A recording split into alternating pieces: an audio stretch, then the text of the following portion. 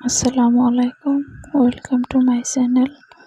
আজকে আমি রান্না করব। পাঁচ ভয়েস ইউজ করছি, সবাই একবার দেখেন।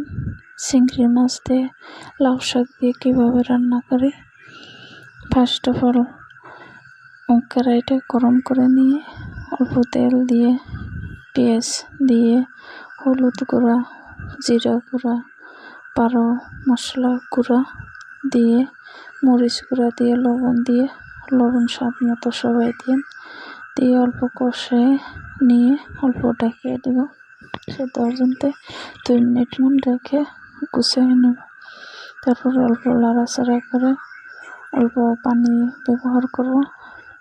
পানি দিয়ে অল্প লাড়াচাড়া করে ভালো করে গোস্তটা সেদ্ধ হওয়ার পরে 2 মিনিট ঢেকে রেখে তারপরে আমি মিঠা লাউ শাকটা দিয়ে দেব। মিঠা লাউ শাকটা দেওয়া হলে ভালো করে লাড়াচাড়া করে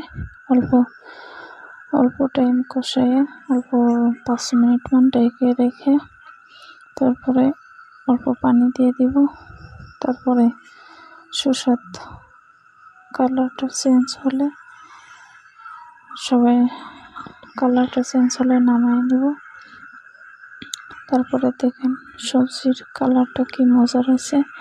সবার একবার বানিয়ে খাইতে পারেন, ফলো করতে পারেন।